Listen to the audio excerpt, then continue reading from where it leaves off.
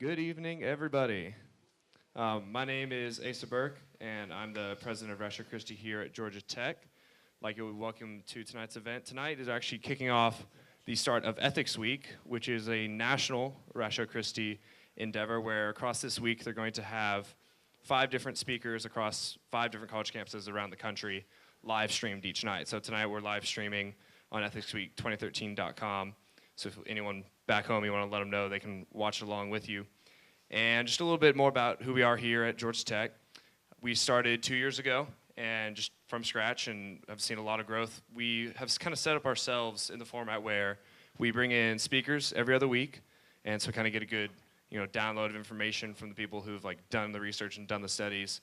And then the weeks in between, we get together just as groups of students and discuss some of these, deeper theological, apologetics-related issues. And so I really like the way we've kind of grown into that format, and it's been working pretty well for us. And a few other things I'd like to mention from Ratio Christi, there's the Free to Disagree free speech campaign that's going on right now. Should look into that. And then 2 of our co-sponsors for this whole thing are the Colson Center and the Alliance for Defending Freedom. So now I'd like to get into introducing our speaker for tonight. It's Michael Matheson Miller, who is a research fellow at the Acton Institute. He got his undergrad education at Notre Dame and did graduate work at Nagoya University in Japan, as well as getting some graduate work in philosophy and an MBA. He is one of the main developers for the Poverty Cure and did a lot of work there for the DVD series that they developed, and that kind of all focuses on entrepreneurship in the developing world, kind of from the Christian perspective. And he was also a panelist on the Doing the Right Thing panel just fairly recently. And so without further ado, I'd like to welcome up here tonight and speak for us.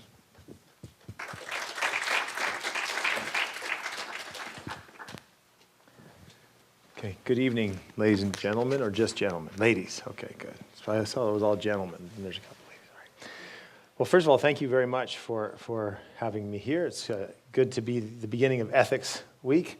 And in fact, this week I know some of the speakers, there's some big questions on marriage, questions on life, genetics, a host of other things. And I know a lot of you are studying the sciences. And so one of the key questions I think that's going to come up, well, it already is, and it's going to continue in the next decades, is this question of what's an ethical use of technology? How do we use technology well? So there are a lot of things that we can do. The question is, ought we do them? Should we do them, right? So all these questions, and these are the hot topics, right? I mean, if you have a debate with somebody in class or whatever it is, they're going to say, what's your position on homosexual marriage? Or what's your position on abortion? Or what's your position on this or that, or et cetera, the death penalty? And all these are moral questions. And so there's a lot of discussion on moral questions. And these are, in some ways, the most exciting things to do, right? They're the most fun. You have this debate, they get heated, et cetera. I'm actually going to pull back a little bit and do something different, because I'm going to ask, or something maybe I would say more foundational. If we're going to talk about ethics, we're going to talk about all these hot topics in ethics, first of all, we need to step back and see, is it even possible for us to discuss this? So I think we can all probably agree that and I'll go into a definition of ethics in a minute, but generally, what do we think of? Well, first of all, how do we understand ethics? What do we mean by ethics, okay? Most people would say right and wrong, study of moral action, right? How to determine the best course of action, something to do, the way of operating within a certain field, so like medical ethics, or whatever it might be, okay? And I think that's partially right, but I would argue that it's actually bigger than that. There's a more foundational question. And I like one of the definitions of ethics that I've heard that I think is probably the best is ethics is the study of how to lead a good life in order to be happy. So ethics is the study of how to lead a good life in order to be happy. All right. So of course, right now, your first question should be, all right, well, what do you mean by good? And what do we mean by happy? All right. So Aristotle said happiness, the Greeks used the term eudaimonia, which is kind of like good-spiritedness, right? The condition of having a good soul, a good-spiritedness. So Aristotle would say, what makes somebody happy? These are the four classic questions. What makes you happy? Does pleasure make you happy? Does honor make you happy? Does money, power make you happy? What makes you happy? And he says, well, actually, while these are important and related to happiness because they can help out sometimes, they actually don't make you happy. Why? Because all of them are transient and all of them can be taken away. So you could be honored and great one day and the next day forgotten. Okay, here, let me give you an example. So this is Georgia Tech. So I was thinking this morning, I'm coming to Georgia Tech. Georgia Tech. I've always wanted to visit Georgia Tech. So I started thinking, now, Georgia Tech had a great basketball team when I was in high school. And I thought, okay, what was the name of that guy? There were two guys they played. And I remembered one of them. I think his name was Bruce Dalrymple. Have you ever heard of him? Exactly. Okay, and then the other guy, okay, and the reason I know Bruce Dalrymple is because one of my favorite writers is Theodore Dalrymple, who you should all read, Theodore Dalrymple. That's his pen name. His real name's Anthony Daniels. It's brilliant. Anyway, so I was like, and then the other guy was number 25. What was his name? I mean, he was famous, right? He was like one of the best basketball players. And of course, I knew who he was and would read Sports Illustrated or whatever about him. And I said, okay, I'm going to ask the students who they are. And then I realized, you weren't even born when he played basketball. Okay, so, but the point of this, I wasn't going to tell that story, I just thought about it. The point of this is, okay, what was his name? You have no idea. Right? Honor comes and honor goes. You can't name most of the Roman emperors, the presidents of the United States. Honor comes, honor goes, right?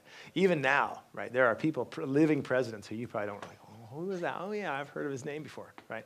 So Aristotle says honor isn't enough to make you happy. Plus, you could be honored for something that maybe you don't actually deserve, right? You could get some honor, but you know deep inside, I don't deserve this honor. So honor, pleasure.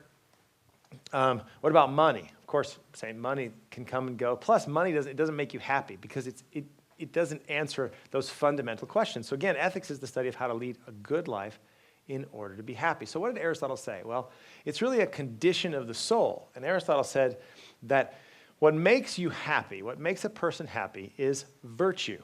Right? This is the Greek word arete, which means excellence, a condition of excellence in the soul, right?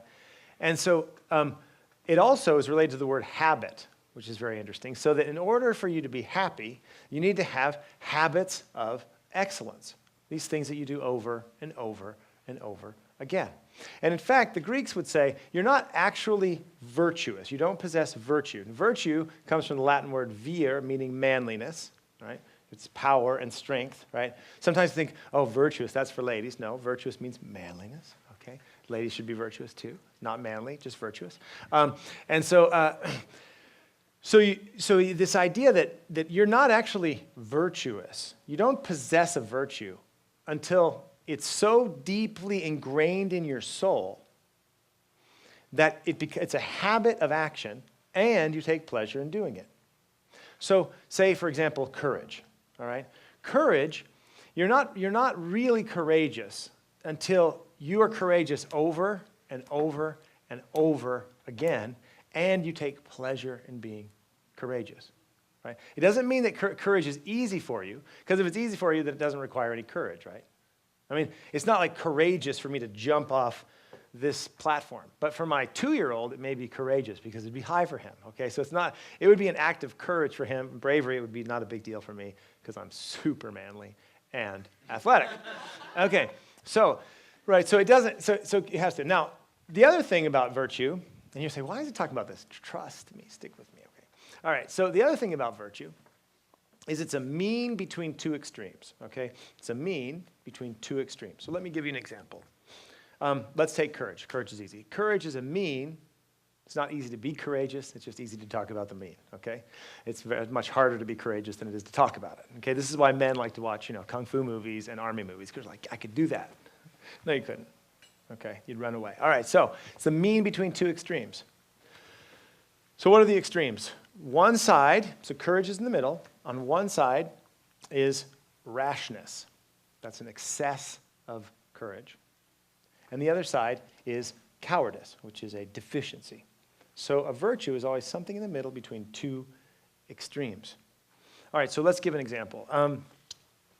Let's say I'm walking along, and I'm walking with my wife, Okay, well, let's give a better example. Okay, let's say, this gentleman over here is walking with this lady. Okay, they're walking along, all right? And he's like, yeah, okay, all right. So he's feeling good about himself. And all of a sudden, some guy comes up, and he's like, kind of saying, hey, he's the drunk guy, comes up to you and starts bothering the lady, all right? And this guy goes, oh, and just takes off, like, oh, the lady's sitting there all worried and everything, right? Okay, did this gentleman hit the mean between cowardice and rashness? No, okay? He was cowardice, so he didn't hit the virtue, okay? He blew it, all right? So he hasn't developed that habit in his soul, that habit of excellence, all right? Now, so the next day he decides, okay, I'm going to be a big player. This is not going to happen again, okay? So he's walking along the street with the lady. She's consented to speak to him one last time, and he's going to prove himself. So it's a nice, beautiful fall evening. They're walking along. They make a wrong turn, and there, about 200 yards away, is a gang of guys, with all these tattoos and clubs and chains and looking for somebody to hurt. And he says, hey, don't mess with my woman, okay? You want to mess with my woman? Come mess with me, okay? Is that courage? No, that's stupid, okay?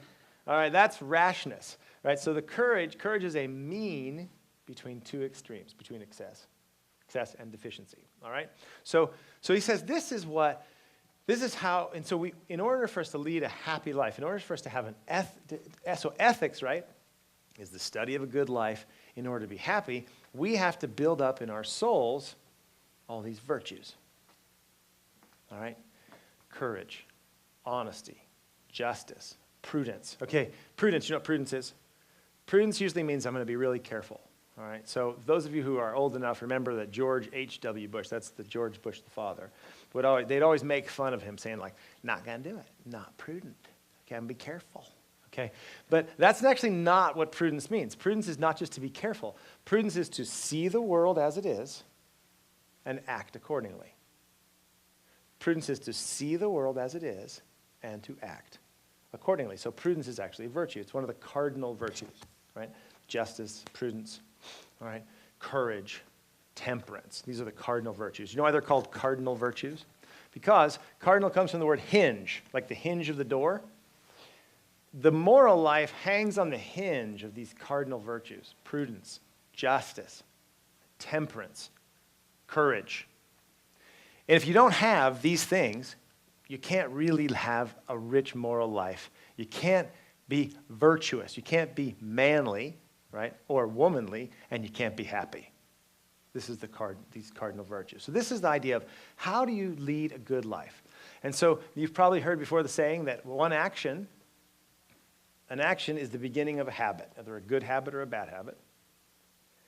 And then habits create our character, and character creates our destiny. So how do we become happy? Is we build a life of virtue. Justice, prudence, honesty, on and on, all right?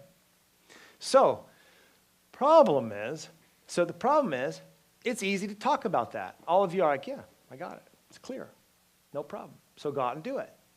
And then we get into the difficulty, right? So it's hard, actually, to be virtuous.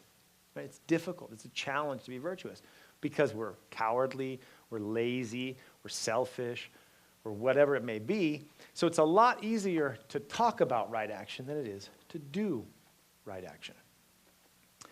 And then to figure out how, it's a lot easier to talk about how we can be happy than to actually do the hard work. So the problem is now, so then I'm scared, you know I'm going to talk a little about reason and relativism. The problem is now, that we have we have another challenge in front of us. So not only the challenge of right action, not only the challenge of being honest, not only the challenge of being brave, of being temperate, right? Temperance is a virtue that's usually lacking in college students, right? Especially on Friday and Saturday night. College students do not value temperance. Like, would you like another beer? No, thank you, I'm temperate. Okay, that doesn't happen very often, right, on college campuses. So it's hard to do it. But we have another challenge, and the challenge that we have is the challenge of relativism. So not only do we have the problem of actually trying to be virtuous, we have an entire dominant stream of ethics that you've heard through media, through culture, and through university freshman philosophy professors tend to do this, who the dominant stream, the dominant idea of ethics is relativism, right? That there is no truth, that morality is merely social structures. You know, there's a lot of different people from a lot of different countries, and everybody thinks differently, and who's to say what's right and who's to say what's wrong? Or, you know, absolute ethics where you say things are right and wrong, it's just not tolerant. It's not caring. Who's to judge other people? People are different. And what's important is that we're tolerant of other people. And if you come in here saying that this is right and this is wrong, well, then you're not tolerant, and that's bad. Right? So these are all these ideas. And you're around. You understand the ideas for relativism. I'm not going to go into the depths of them. You can go, and I can give you some sources of great lectures where they break apart all the problems with relativism. Okay? But let's just deal with a couple of them really quickly. I mean, first of all, one of the main arguments for relativism, what is relativism? Relativism is essentially the idea that there is no moral truth, that morality is contingent on place, it depends where you are, it depends on the time you're in, right? Or it's subjective, it's your own feelings, right? It's personal, right? And that we can't decipher what actually is right and wrong. It's merely maybe the social constructs. All right?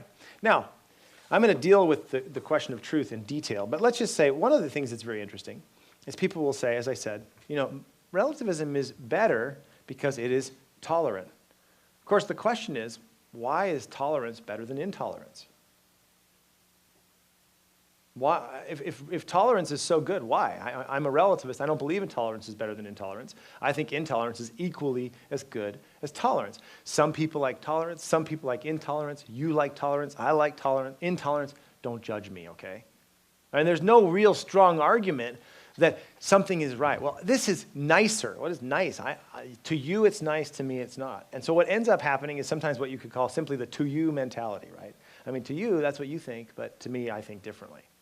Now, the other question, of course, is that when you have a relativist ethical framework, all these questions of justice and fairness and equality are impossible.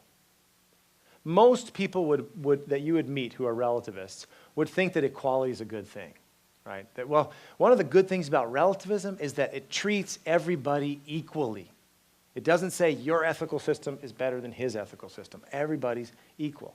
Okay, why? Why is equality good? If there's relativism, that means who's to say? Right? So already underlying the critique of relativism is it's self-refuting itself because it's holding on that some things are relative. Some things are not relative, like equality is good, fairness is good, tolerance is good. But in the system of relativism, you can't hold that. All right, I'm going to push that aside now and say, but here's the challenge we face, right? So what is it? The problem we have is not, as I said, is not only just to do the right thing, but how to think clearly about ethics. And the big challenge in front of us is relativism. All right, so I'm not going to, like I said, you can kind of do logical analysis of the claims of relativism. And I say I have a good resource. I'll put it on, like I have it on my website or on Facebook, or I can put it up or something that I'll give you the sources for those things. You can ask me afterwards. But what I want to do is go deeper in the question. Here's the problem with relativism. One, there's a real civilizational problem with relativism. What kind of civilization can succeed?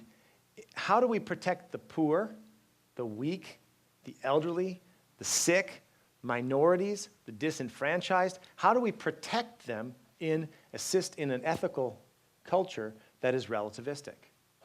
Because relativism usually is that which is socially fashionable. And at different times, in different cultures, in different places, different things have been morally acceptable. Of course, we know during the German National Socialists, the state declared it was morally acceptable to kill Jews, to kill homosexuals, invalids, etc., to invade Poland, etc. Okay? We know that the communists killed about 60 million people in Russia and the Soviet Union. Chairman Mao, Pol Pot, etc. One of the lectures later this week is going to talk about the question of genetics or the unborn. Now, the unborn are obviously quite weak in a relativistic society where there's no question of truth. What happens to the unborn or the elderly who have no voice? What we find is civilizationally that in a relativistic ethical situation or ethical system, it's not tolerance that wins out, it's power that wins out. Whoever has the power sets the rules. So there's a civilizational problem, and I'm going to deal with some of that in a minute. But there's also a personal problem, a serious personal crisis in a relativist society. And that goes back to the question in the beginning. What is ethics? It's the study of how to lead a good life in order to be happy. So what is life for? What does it mean to be a human being? What are you called to? What are you made for? What's your destiny? What's your character? What excellence are you called on to be, to strive for, to become something magnificent? The French writer Paul Claudel said that youth is not a time for pleasure, youth is a time for heroism, for striving, for courageous, for sacrifice. What is a great love? The great loves that you see, that you admire is what? Sacrifice. Love is ultimately sacrificing yourself for another person, a giving of self. But in a relativistic culture, all these things are hollowed out because no sacrifice is not better than no sacrifice. Self-giving is not better than taking. Heroism and drinking beer and playing video games are the same thing. Who's to judge? So what it does is it desiccates, it dries out, it hollows out the greatness of human life. Instead of taking, I'll talk about this in more detail in a minute, but instead of taking the sublimity and wonder of the human person called to something great, instead of doing that, it just makes everybody kind of boring, banal consumers. Mother Teresa likes helping people. I like drinking beer. Don't judge me, and I won't judge her. Right? And it's this desiccating force. And the facts are, this is the culture in which we live, and it's a challenge. It's a challenge to be able to act rightly on its own merit. It's even more of a challenge to do it when our whole intellectual scaffolding, our whole intellectual framework undermines these deepest qualities of human life, of heroism, sacrifice, love, justice, and all the virtues that we talked about. So let's stop. I want to move to and look deeply at some of these problems, some of the underlying fundamental intellectual problems that underlie relativism, and I want to challenge them, and I want us to think about them for a minute.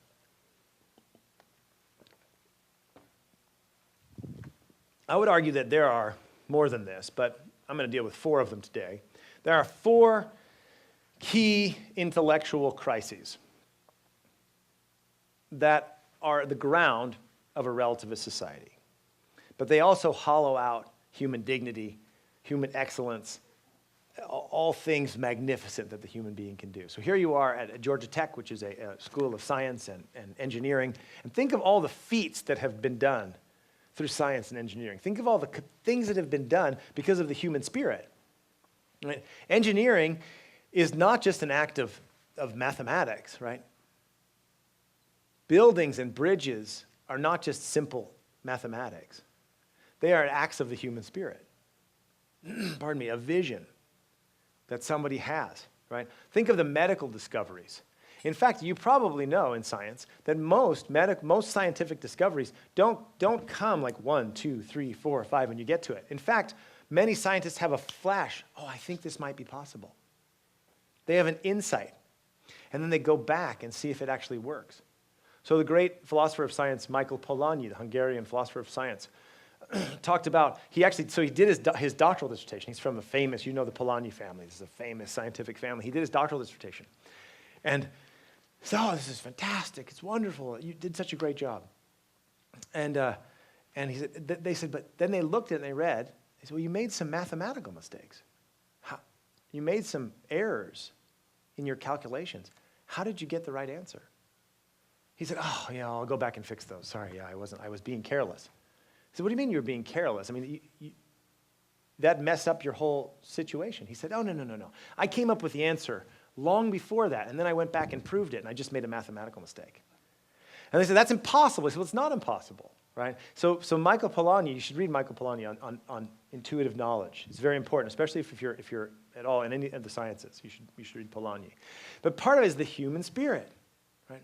And I'm going to argue that relativism just drains out the human spirit, okay? It reduces us to little, tiny, hollow men, in the words of T.S. Eliot. Or in C.S. Lewis, to men without chests, okay?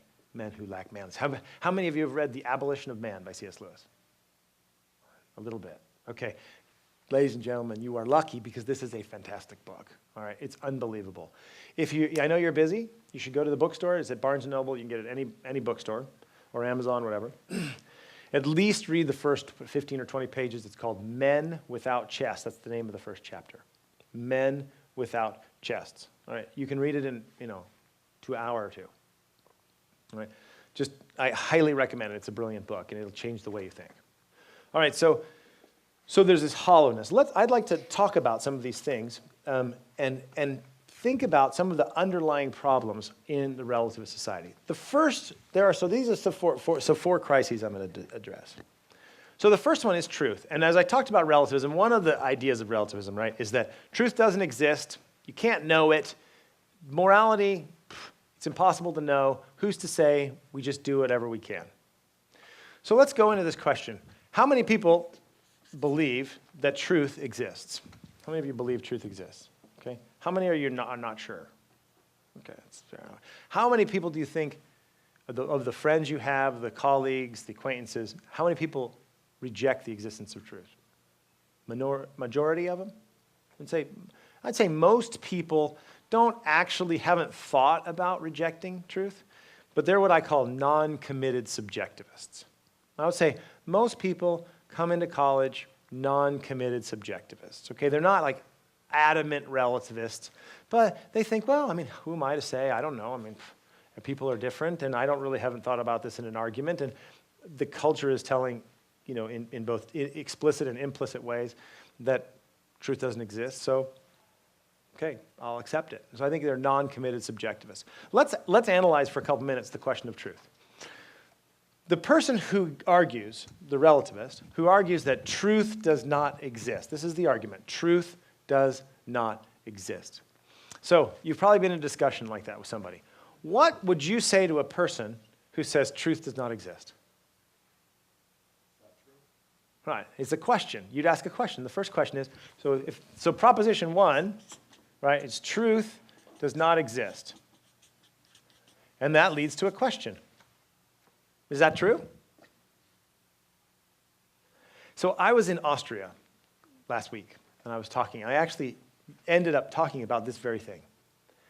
And I promise you, this is the exact conversation I had with a young Austrian. Okay, this is what he said. He said, okay, it's the only truth.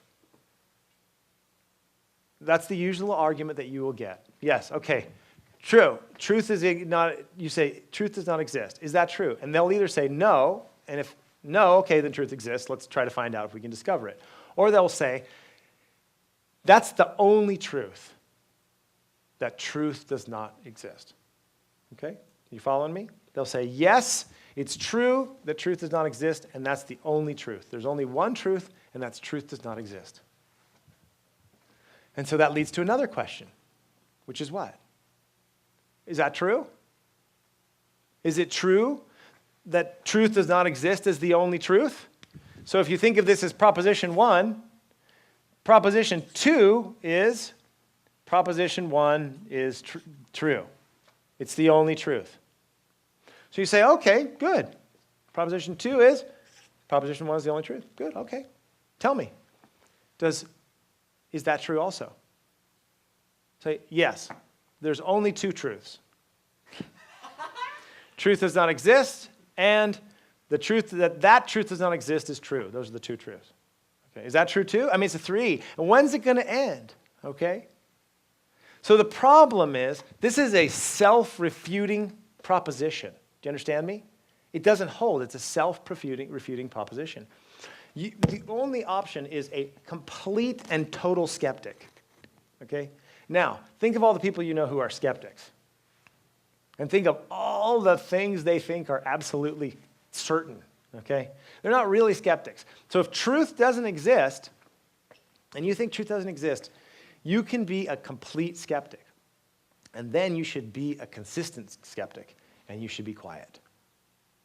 Silence is the consistent, coherent position for a real skeptic. Okay? Many people like Richard Dawkins claim to be skeptics. And they're not skeptics. They're just throwing out their views all the time. Okay? A real, honest skeptic says, I just don't know. But most of the people who claim to be skeptics, in fact, tend to be ideologues. And there's a reason that they're ideologues. Because if truth doesn't exist, right? If we can't actually know the truth, if we can't get to what the thing is out there, if we can't get to reality, as medieval philosopher St. Thomas Aquinas defined truth as conforming the mind to reality. Truth is conforming the mind to reality. If we can't actually grasp what's out there, and we can't find out what it is and learn about something, then the alternative is either silence and skepticism, but very few people are quiet, okay? Or ideology. I take my own idea and I impress it upon the world and I'll force it upon you. So the problem, number one problem with relativism is that it's self-refuting. Well, people could say, okay, fine, I'll grant you that the truth exists. I'll grant you the truth exists. But we can't know the truth. I mean, it's fine that the truth may exist, it's out there somewhere, but I can't know it. You can't know it. No one can know the truth. And that, of course, leads to a question. What's the question? How do you know it's Yeah, I would say, really, you know that? You know that. Okay, interesting. Okay, so again, so yeah, and people will say, well, that's the only thing I know, is that we can't know the truth. Well, you know that too? Yes. So the only thing, you know that you can't know the truth, and you also know that the only thing that you can't know is that you can't know the truth. This is a self-refuting proposition. To deny the existence of truth is to claim its existence, because truth is not something we manufacture. Truth is conforming our mind to reality, and reality exists outside of our mind. But the underlying crisis is this self-refuting proposition. This is why the former Pope, Benedict XVI, used a very interesting phrase. He said, we are living increasingly under a dictatorship of relativism. Not a tolerance of relativism, but a dictatorship of relativism. Why? Because the relativist maintains that truth does not exist. And it's a self-refuting position, and therefore it must become like a dictator. It must enforce its position because it can't hold, because everyone wants to break free. If you think what happens in a dictatorship, what do people want to do? They want to break free. They want to get out. And how does the dictator keep them? He builds walls. He puts them in prison. He keeps them down. He restrains them. He doesn't allow their human spirit to break forth. He must keep them down. So too must relativism be a dictatorship, because it's not rooted in reality. And this is why you notice, even in universities, which are supposed to be oriented to truth, right? Philosophos, philosophy, right? You get a doctorate in philosophy, right? A PhD, a philosophy doctor. That comes from the Greek words philosophos, love of wisdom. You're seeking after wisdom. You're seeking after truth. Many modern universities have nothing to do with philosophy. It's all ideology. We're going to indoctrinate people with the dictatorship of relativism. All right, so that's the question. So the next question is reason. Okay? Obviously, we could spend hours on each of these things, but we don't have hours because you have somewhere to go, and so do I. All right? So the next one is reason. And this, I think, is also is very important here, especially at Georgia Tech, where the sciences and business are so central. The dominant idea of reason, just like truth, is reductionist, okay? It's reductionist. It reduces everything. Part of the modern notion of ethics, of relativism, it reduces everything. It shrinks us down. It makes us hollow. Let me give you an example. Modern understanding of reason is that to be reasonable, for something to be rational, it must be empirical, right? For something to be reasonable, it must be empirical. You must be able to demonstrate empirically that something is true. So if you say, look, prove it to me, and this is perfect right here, right? How many of you are scientists or engineers or something, okay? All right, so perfect. Okay, business people? Okay, so, all right, scientists and business people, all right? So you prove it, show me, give me the numbers, all right?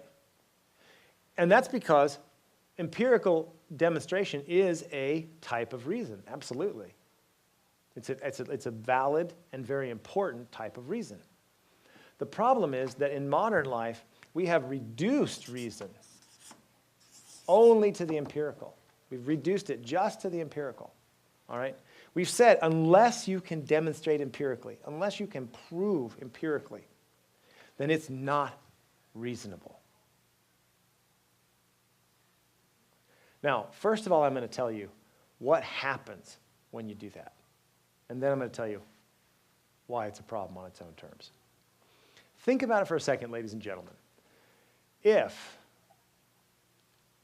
only those things which are empirical, right? This is made out of wood, or right, I am very handsome, or whatever, some empirically verifiable facts, all right? If these are the only things that are rational, let's ask a question about some other things. What about justice, truth, beauty, goodness, compassion, love, friendship, hope, fear, etc., etc. All these core elements that make us human, all these things that make us, give us our humanity, are all relegated outside the realm of rational. Now notice, I didn't say they're irrational. That's not the position. They're just non-rational. They're not reasonable. Okay? This is not reasonable. Okay? Somebody at Georgia Tech needs to invent a better one of these things. All right.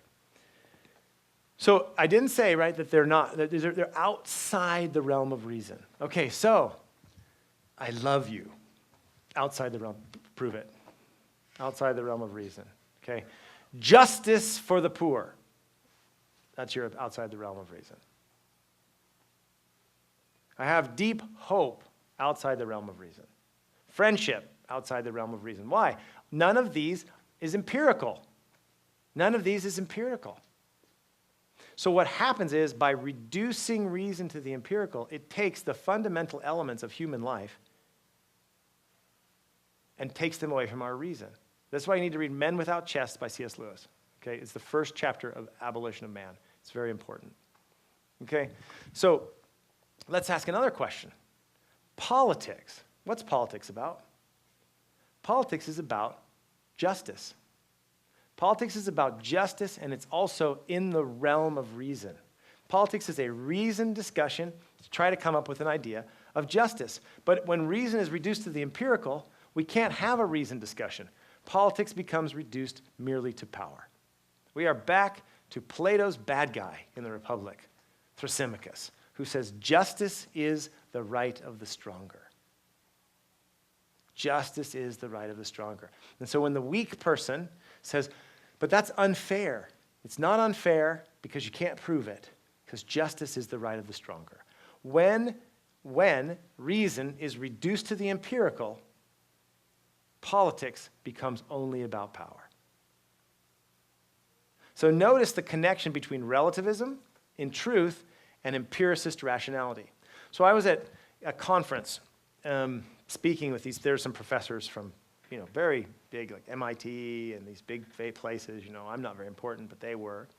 And they were having this conversation, and I was on one of the panels. And one of the professors, this other guy, he was talking about how angry he was with the problems that were going on. And other people, this was a business conference, and they were talking about how angry they were with the injustices that were going on. And I don't know what to do. And I said, well, part of the reason we don't know what to do is because all we have is emotive empiricism, or empiricist emotivism. All we can do is emote. I feel bad about that.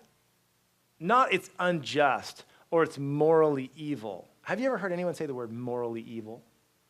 Almost never. So I have a young colleague. He's a little bit older than you guys.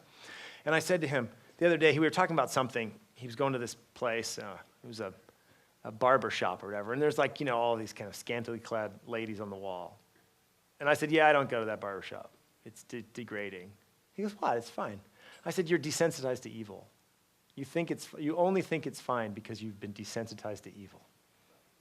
He looked at me he's super bright, this guy. He's very talented.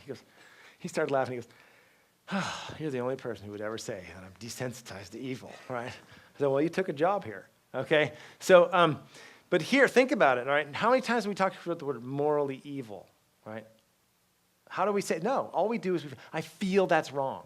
And so you have this deep-seated emotivism because we know something's wrong, but we don't have the reasonable capacity to actually address it. That's not only inane, it's boring. I mean, it's ridiculous, it's boring. I mean, how boring is it, right? I mean, talk about, the problem with reductionist relativism is it makes us totally boring. Okay? And, it makes you boring, it doesn't make me boring, okay. All right, so, I'm super interesting, trust me. Okay, so, all right, so, but see the problem with it, it takes away our humanity. All right, so that's also, and I'll just do this quickly, but think about it. Is love completely irrational? Pardon me. Is love irrational? Now, some people say love is blind. I don't think love is blind. I think love sees very clearly. In fact, love sees potential that other people don't have. Love sometimes can be blind when it's just, your passion have overtaken your reason. But love is not irrational. Love is to seek the good of the other. Love is to will the good of the other. It's to see in the other, so for example, when a man falls in love with a woman, the man sees in the other identity, you're like me, and difference. And we are called together. And I will your good. To love someone is to will the other person's good. It's a highly reasonable activity, okay? Is it deeply emotional and does it take all these parts of the complex parts of the human person? Absolutely, but it is highly reasonable. And if your love is not reasonable, then you're not in love. You're just drawn by your passion. Use of pornography is not love, ladies and gentlemen. It's just pure gratification in the realm of physical pleasure. But love treats another as a subject, not merely as an object to be used, but as a subject, another I, in relationship with one another, and respects that person as a subject and seeks after the good of that person. Love is incredibly reasonable. Justice is incredibly reasonable. Compassion is reasonable. What happens when compassion is not reasonable? What happens is charity, that is love, seeking the good of the other, of being in relationship, understanding this person's in need, becomes mere sentimentalism and usually becomes focused on myself. It's not about actually helping somebody else. It's merely about making myself feel better. When the most important human things in life, justice, truth, beauty, goodness, love, friendship, kindness, compassion, are relegated outside the realm of reason, it destroys human relationships. It destroys civilization. And it destroys human greatness. It's anti-humanist. But here's the other problem. And of course, as I said, and I'll say again, it reduces politics to power. And this makes it very difficult for the weakest and the poor. In our society, that's the unborn and the elderly, right? With euthanasia and abortion. All right, but let's talk about reason. What's the other problem with it?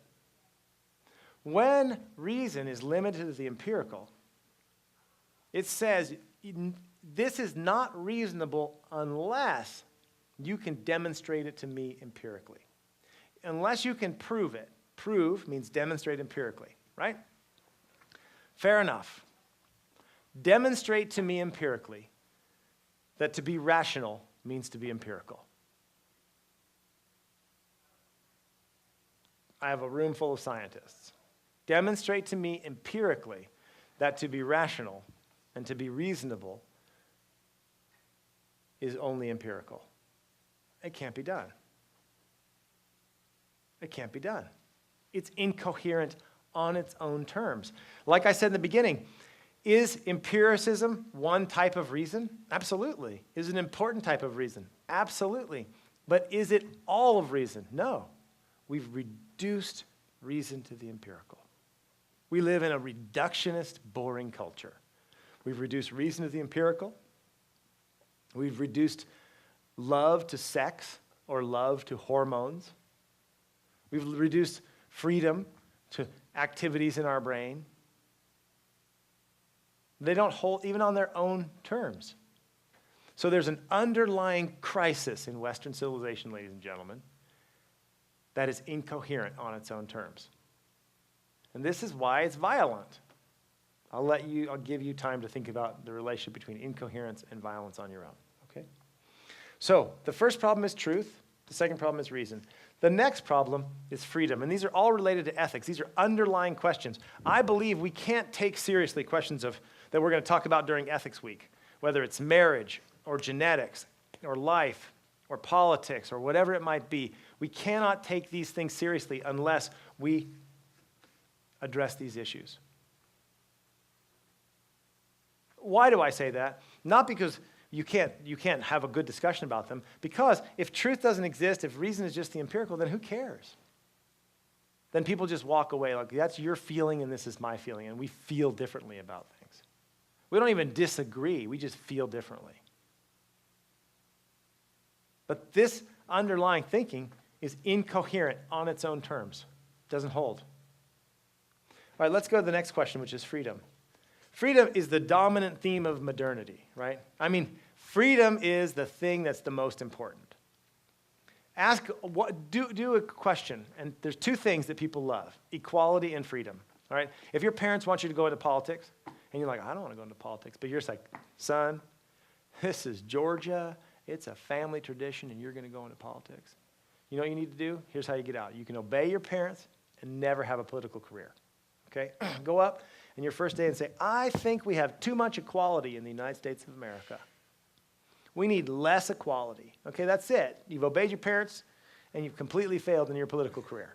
Okay? Because no one will ever listen to you again. Or like, what we need here is less freedom. Okay, I mean, everything we do in politics, it's incredible, is all about freedom and equality. Right? It's either freedom or equality. Okay? The reason you've got to do all these rules is because of freedom. Right? The reason you got is because of equality. So freedom is the dominant theme of modernity. People want freedom. They want, this is what it's about, political freedom, economic freedom, whatever it might be, people want freedom. Okay? Most people actually don't want economic freedom. They want economic security, and that usually makes them poor, but that's another story. All right. So here's the question. What do we mean by freedom? The dominant understanding of freedom is merely an exercise of the will. I'm just going to exercise my will. I'm just going to do stuff, okay? I'm free. You can't judge me. You can't stop me because I'm going to exercise my will. And so think of your own experience and think of the experience of your friends and your colleagues here at university. And how do we understand freedom? Freedom is the exercise of my will. The problem is, ladies and gentlemen, that freedom, divorced from truth and reason, that is the exercise of the will, divorced from truth and reason, is not a free will. Excuse me, is not a free will. Why? Because an irrational will is not a free will. Can you imagine right now if I said, ladies and gentlemen, I want to thank you very much. It was great to be with you, really happy to be at Georgia Tech. And I walked out and I started banging my head on the end of this podium, okay? I mean, just blood is coming everywhere, okay? Y'all would think, wow, that guy is so free, man.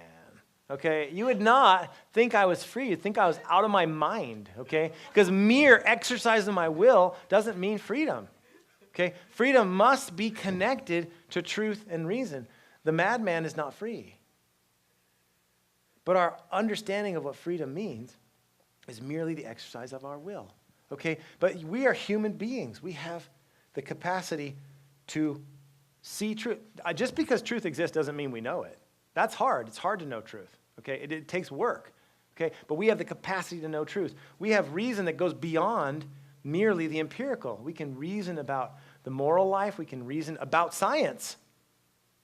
Empiricism requires something for it to be coherent, to make sense, okay? We're human beings are free. We have the ability. I actually have the ability to go bang my head on the end of that podium. Okay, but just merely exercising my will doesn't make me free because I'm a human person. I'm endowed with reason. What does it mean to be endowed with reason? Right? That I can think discursively, but also human beings are different from animals. Right? Human beings don't just simply make very simple choices. Human beings have the capacity for reflection and for transcendence. We have the capacity for reflection and transcendence. So animals, people say, well, we're just like complicated animals. No, we're not complicated animals. We're qualitatively different than animals. Do animals make choices? Yeah, of course they do. Animals make choices, right? Okay, so if I say to my dog, come in here in the kennel, she can run away. She's like, I'm not going to do that. He's too scary. I'm just going to get in the kennel. Okay? If there's the dog, you put the food out and there's a big old lion over there, the dog says, no thanks, right? He's not going to go hang out near the lion because he's going to get eaten. So dogs make choices, okay? But dogs aren't self-reflective. Dogs don't make free decisions. Dogs don't say, pardon me, dogs don't say, you know, I'm really kind of in a bad mood today. I mean, the master, he's always putting me in the kennel. I mean, does he like me? I'm not sure. And my leg hurts. Oh, I hope it's not a tumor. Okay? I mean, dogs don't do stuff like that. Okay? No dog, ladies and gentlemen, has ever looked at another dog and said, wow, she's beautiful, but I think I'll wait until marriage. But human beings can. Because we have the capacity for reflection and transcendence. We're also called to something beyond ourselves. And here's another thing. I want to say something. This is especially important for college students. Look, when you go to college, and I don't know how it works at Georgia Tech, but most people have to take freshman philosophy, okay? Basically in freshman philosophy, with some exceptions, and to those people, please forgive me. Most freshman philosophy at university is disaster. All they do is come in there and they encourage you in banal relativism. Okay, when I was a freshman, I took freshman philosophy, and it seemed to me that the goal of the professor was to get me out of my provincial type of relativistic nihilism. My provincial type of like absolute, rigid morality, and to make me into a free-thinking relativist nihilist. Well, most of the people sitting next to me were already free-thinking nihilists, okay? And it wasn't very interesting, and it's not even true. Okay, so what happens is we are unfortunately indoctrinated with absolutely terrible freshman philosophy that gives you intellectual arguments that you're not ready to handle because you're just 17, 18, 19 years old, and you've got some guy up there kind of playing with your mind that you're not ready to handle. And then what happens is the intellectual scaffolding of a real human existence is taken away. And we're robbed of our patrimony. We're robbed of our heritage. We're not told what Plato and Aristotle and Augustine and Cicero and Aquinas and the great thinkers thought, even the founders of the United States. We're not told that. No, we're told some banal French philosophy about some guy who doesn't believe that truth exists because it happens to be popular in the philosophy departments. Okay? We are robbed of our patrimony. But in fact, the human being is called to something much greater than this. Okay, and this is why the intellectual life, the intellectual foundations, we have to engage seriously. They're not easy. The answers don't come very easily. Oh yeah, I get it. It's totally, yeah, it's fine. No, they're hard. They have to wrestle with them. But relativism isn't hard. It's simple and it's boring. But when we go to the foundations of truth, reason, and freedom, we understand that it's actually, there's a lot more complexities. And one of the things I encourage students to do, and I do this carefully, is to go back to your own experience. How do you experience yourself? How do you experience truth? Do you experience yourself and your emotions and your relationship with others and your experience of the outside world in the boring way that your freshman philosophy professor told you? Or do you experience it much more akin to the classic system that's part of our heritage? That the world is out there. There is a God and I'm not him. There is a world and I'm not it. But I'm in the world, and this world is out there that is calling me onto things. And this whole experience of our human experience, of our subjective freedom, of our capacity to be great, to become greater, of our capacity to go beyond ourselves. How do you experience yourself? And I always encourage students, go back to your own experience. Your own experience, ladies and gentlemen, is not enough, okay? If you just have your own experience, then you're just a boring relativist. I feel this. Well, who cares what you feel? You're not even very interesting, all right? Your own experience is not enough, but it's important. And does your own experience coincide with a relativistic worldview that says there's no such thing as truth, justice, beauty, or freedom? No, of course it doesn't. No human being has ever lived like a relativist, and no society has ever lived like a relativist. So this leads me to the last one, and that's beauty. Now, I used to teach philosophy, I used to teach ethics. And I would actually start ethics when I had a lot of time by playing pieces of music.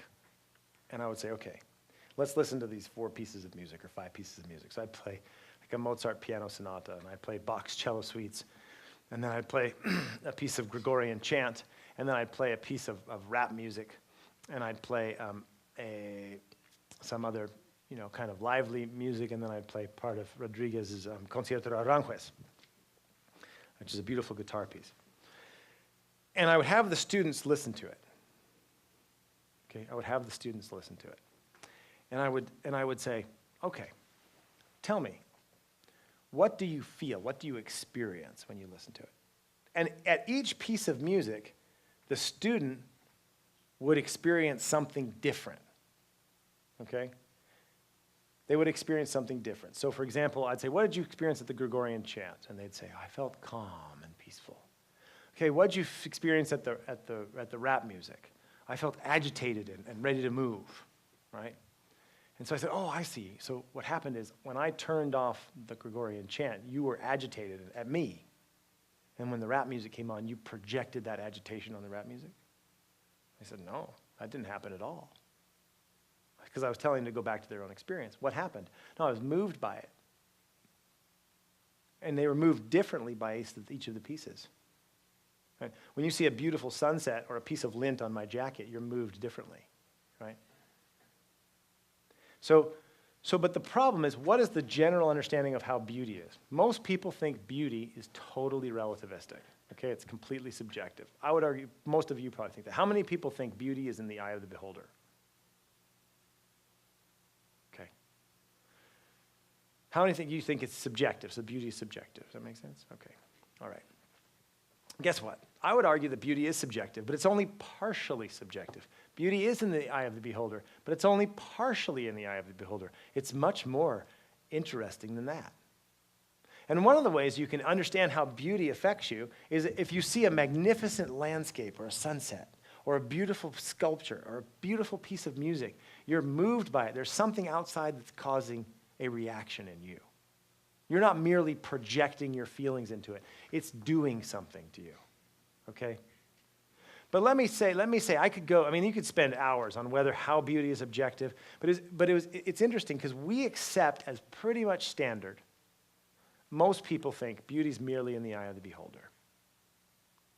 Okay? And I could give you arguments of why beauty is actually objective and that we're corresponding to it, et cetera. But let me just focus on one thing because I want you to think about this.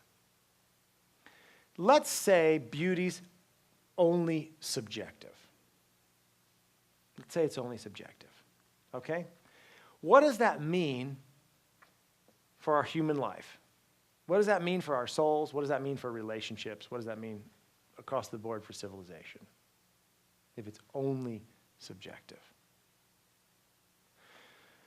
I would argue, ladies and gentlemen, that we have taken a sublime truth, and that sublime truth is that each single one of you is unique and unrepeatable. You have different hopes and wants and fears and loves and experiences and sadness, and you have different family backgrounds and different cultural backgrounds, and you bring all of these things when you look at a piece of art or listen to a piece of beautiful music. You bring yourself to it. And that's a sublime truth, that you are unique and unrepeatable. And when you bring yourself to it, you see things that other people don't see. If you're a cellist and I'm not, you're going to hear something in Bach's cello suites that I don't hear. If you've just broken up with your girlfriend, or you've just recently got engaged, or someone close to you has just died, you're going to bring your experiences to that piece of music, and you're going to experience something that I don't experience. And then through the power of speech and communication, and truth and reason, you can communicate something about that piece that I didn't see, I didn't hear, I missed. And my soul can expand because I didn't see it. Or you communicate something and I say, I don't think you're right. I think it's this. And you could be corrected and your soul could expand. If we were looking at the night sky and somebody says, it's sublime with all the stars. And the other person says, it's really cute. Huh? And the other person says, I really like it. It's like yellow. It's really yellow. Right? Okay, there's three people there. The one can say to the cute one, says, it's not cute. What are you talking about? Well, look at that little star twinkling. No, you're looking at the little star. Look. And all of a sudden, they look and they see, oh, it's sublime, right?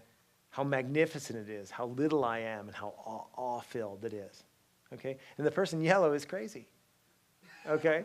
So you don't even talk to him. You just like, go away. All right, leave. You got somewhere else to go. You realize that he's no longer your friend, okay? No, all right. So, but the point is, so we have this capacity to see something of art. This is fundamentally human stuff. It's not empirical. It's not empirical, but it's reasonable. And these fundamentally human experiences, and we can communicate them to one another. But guess what happens if beauty is only subjective? We take that sublime truth of your unique, unrepeatable nature with all your hopes and dreams and fears, as I said, and we turn it into the most banal proposition that, well, everybody's got their own opinion. That's it. Everybody's got their own opinion. What if some opinions are stupid? What if some opinions are wrong? What if some opinions don't make any sense? What if some opinions are irrational? Some opinions are really good. All it is an opinion. Think about this for a minute. If you have this deep experience of a moral, of say, an artistic work or a moral act like repentance or forgiveness, you see somebody forgive somebody else. It's not empirical. Or you see a beautiful piece of a beautiful painting or listen to a beautiful piece of music, and you're moved by it. And then you can express it to somebody else. And your souls, you can communicate, and your souls can expand, and you can become a more rich, fulfilled human being. But if you're not talking about, if you're just talking about your feelings, and you're not talking about the thing, why would I care what you possibly think? Unless I want to make money off of you or I think you're cute or something. I don't know. Why? Right? So if a man says, well, oh yeah, I think she's really good looking, so I really like this painting. Oh yeah, me too. Okay? Or I want to make money. I want a job. And the guy goes, hey, this is a great painting. Oh, yes, sir. But what happens, think about it for a second. What happened in both of those examples? A commodification of relationships. The person is only important, their feelings are only important because they're useful. Because I think the girl is beautiful, or because I need the job, or I need a ride, or whatever it might be. Everything becomes economized. It degrades our human relationships. And it takes away the capacity of our soul to expand. When beauty is merely subjective, it doesn't really matter about, if beauty is only subjective, then your subjective feelings don't matter at all. Who cares what you think? And all the experiences and hopes and fears, they don't matter. They're totally unimportant because you're not talking about anything. You're just talking about your boring feelings, and I really don't care. And I know it's harsh, but it's true. But ladies and gentlemen, luckily, beauty is not merely subjective. It's just partially subjective. You have a subjective experience of an objective reality. The problem is, and read C.S. Lewis' The Abolition of Man.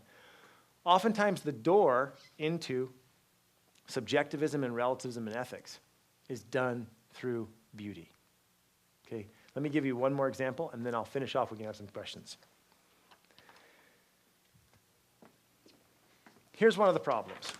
When you were in 5th grade, maybe 6th, maybe 4th, you took this test called critical thinking exercises. All right? I'll give you one now. Ready? Mozart was born in Salzburg. Fact or opinion? You need to tell me whether it's a fact or an opinion. I'm going to give you a statement, and you're going to tell me whether it's a fact or opinion. Mozart was born in Austria. Fact or opinion? Mozart wrote beautiful music. George Washington was the first president of the United States. George Washington was a good president. Georgia Tech is in Atlanta. Georgia Tech is a good school. Bell bottoms were popular in the 1970s. Bell bottoms are cool. Okay. Murder is bad.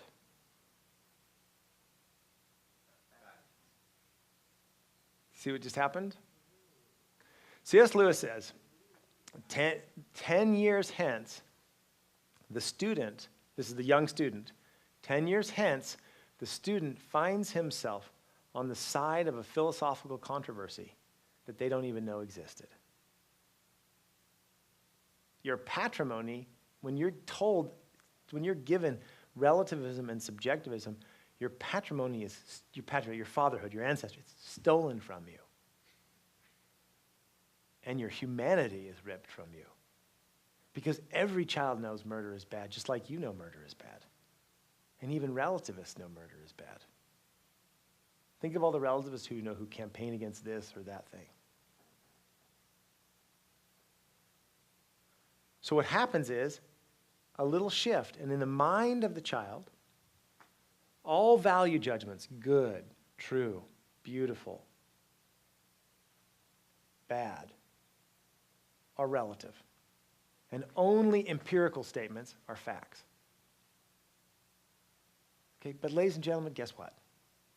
Mozart was born in Salzburg, and he wrote beautiful music. And if you don't like his music, that's your problem, not his. Okay? That means that something's missing in you, and you need to maybe think about how to cultivate that part of the soul to appreciate it better. C.S. Lewis has a beautiful line. He says, this is C.S. Lewis, I don't personally like the company of young children, he said.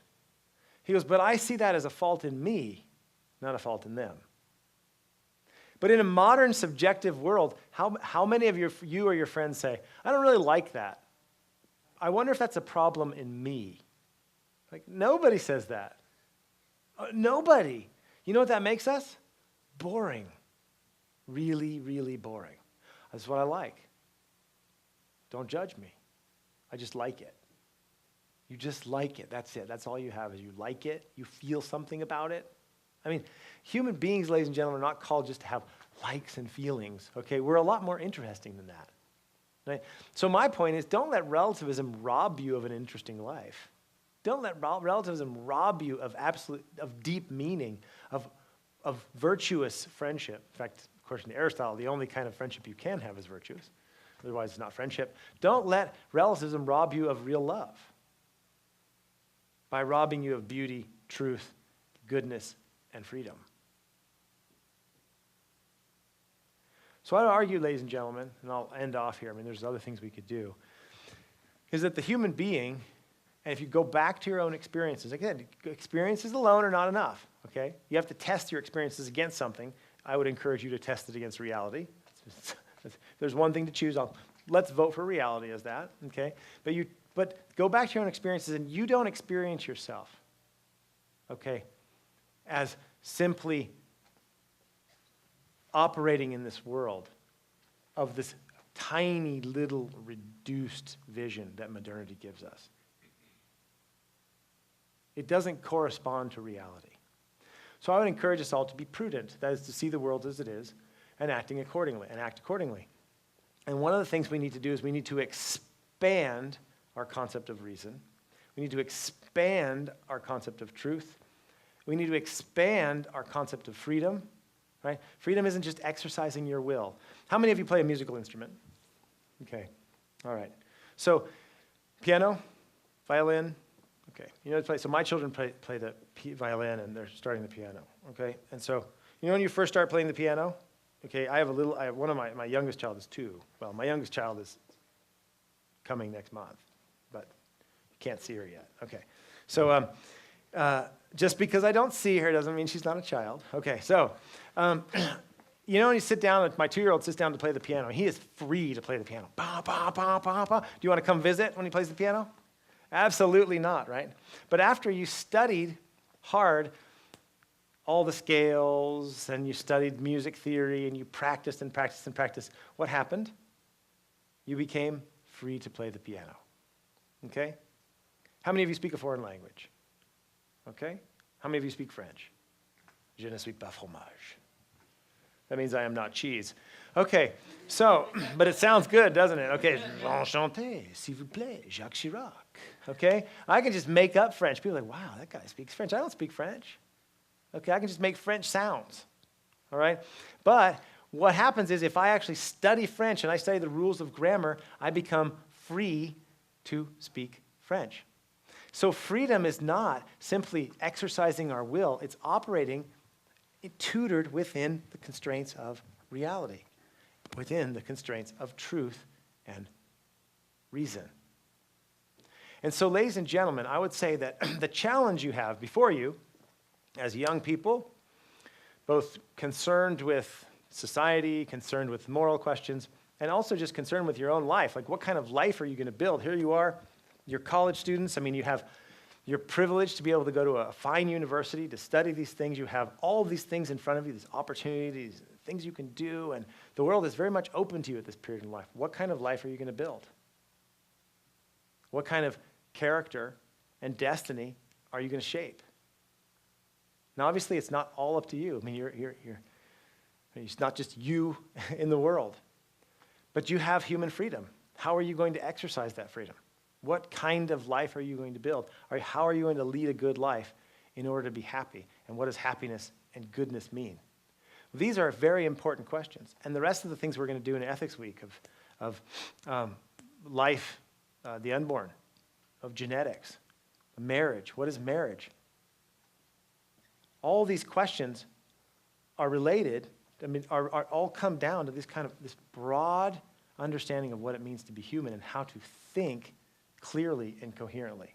And I would argue that the world, unfortunately, the intellectual world that you live in and that I live in, is a reduced, desiccated, limited, boring world.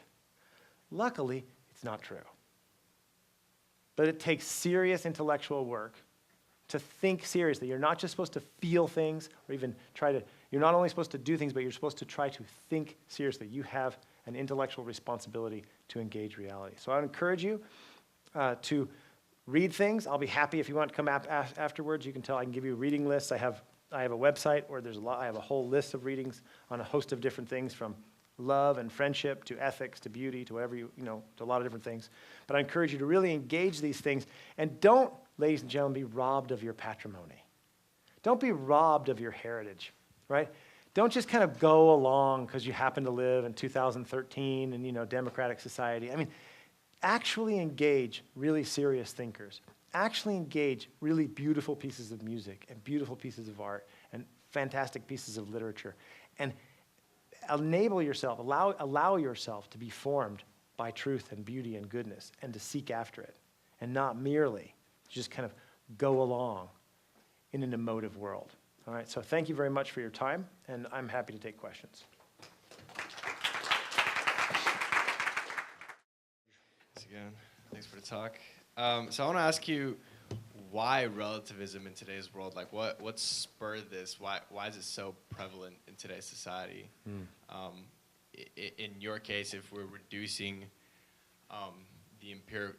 reducing reason to the empirical in a purely technological society, like how does that make sense?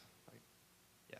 Or not how does it make sense, but why is it so prevalent? Is that your question? Why is the case in today's world? Okay, so like if what I'm saying is the case and it's incoherent, why does everybody believe it? Yeah. Okay, that's a good question. All right, right.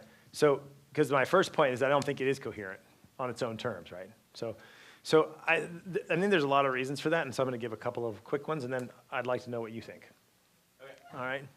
But I think one of the things is because it's very easy. Relativism is fantastically simple. Okay? Think about the demands relativism makes on you. What demands does relativism make on you? None. Right? You can do whatever you want. Okay? I mean, this is fantastic. We live in a techno-utopian society. One of the another dominant force is a kind of a sense of progress.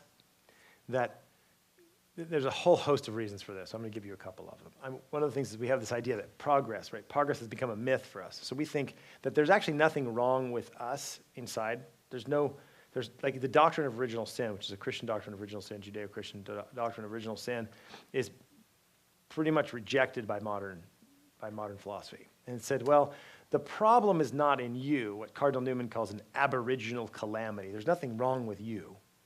It's just outside you. And if we can technologically manipulate the economic system, the political system, the legal system, have hot lunches, whatever you want, okay, then all things will fall into place and evil will kind of wither away. And so we have high levels of technological utopianism. This is part of what's driving it, okay, is that we think, well, one, there's absolutely no demands on me, and the real problem with me is not me. The real problem with me is some technological solution that I just haven't found yet.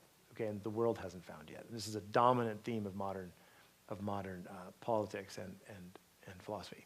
Okay, so it's in the air, right? As I said, in some ways it's appealing. It really is appealing because you can do a lot of things without really having to worry about it, right? You get there is a certain sense of liberation that takes place, right? I think it'd be false to deny that, right? If you can do whatever you want, I mean, this is kind of the college kid's experience, right? He leaves home, he's out there in college all by himself, no curfew, all the ladies, all the booze. Woohoo! Exercise your freedom, okay? And in one sense, what the young man is doing is, in one sense, exercising freedom. Right? And so it's very appealing. Okay, of course, he's not exercising freedom in accordance with truth and reason, so he ends up becoming a slave to his passions. Right? And he's no longer free at the end of the day. Right? This is Aristotle writes about this too. Right? When you're a slave to your passions, you're like a cow eating grass. Right? That's what he says. Okay? He's not a modern, so he says hard things. That's not nice. That's how moderns say. All right, I think we're also deeply concerned with self-esteem and stuff like this, and so we live in a self-esteem culture, and if truth exists and reason is broader than empirical, then actually it's making demands on you, and that not everything you do is special, and some things you do are bad, or not up to standard, et cetera, like that. So, think about it like, we live this sometimes in science places you can deal with it, right? You're told your equation is false, right, in mathematics. So we can take it there, but we don't like to be told that in any other part of our life. I think that's one of the reasons. I think the other thing is, and there's hosts of reasons intellectually and in the history of thought. I mean, these are quite complex things. But one of the reasons is that it's broadly accepted is because the dominant cultural influencers of modern contemporary life tend to have these positions, right? So if you look around, relativism is generally accepted in the academy, right, in universities, by the media, by Hollywood, and major newspapers and cultural outlets. There are some who are resisting, but these are the dominant forces, right? Well, who do you think writes grammar school textbooks, elementary school textbooks, and high school textbooks, right? University professors do, right? So what's happening is the cultural institutions, as the driving institutions of culture, are generally have been taken over by a relativistic attitude. And there are lots of historical reasons for that. So that's one of the reasons why it's very prevalent, okay? If it's fed to you, 24 hours a day, you think it's normal. So remember when I did that little fact and opinion exercise? So I saw some of the faces, it might have been yours and some of the others that went, oh my goodness, right? That was the face I saw. Oh my goodness, right? So you have to ask yourself, have you been the victim of a propaganda campaign, right? So the reason why most people believe it is because their fifth grade teacher told them that. And the reason she believed it is because it was in the textbook, right? And this is why Lewis made the point. 10 years hence, you find yourself on the side of a philosophical controversy that you don't even know exists. So it happens to be, it's the air that we breathe, right? So there are kind of questions. Why is it that some people hold this, even if it's not coherent, and we can go through it, it's easy, et cetera. Then there are some real, historical, intellectual history reasons, and that would take too long to talk about, right? But I can give you some things to read. And why this became a dominant position, right? And what are the philosophical, reasons for it? Then the other question is, why do most people believe it? Well, most people believe it because the intellectual classes hold this now, and they've been spreading it really for the last 50 years, right? And so things that would have been considered radical 75 years ago are totally normal to you.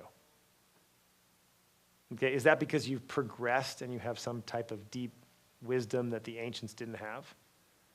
Or is it because maybe you're the victim of a propaganda campaign?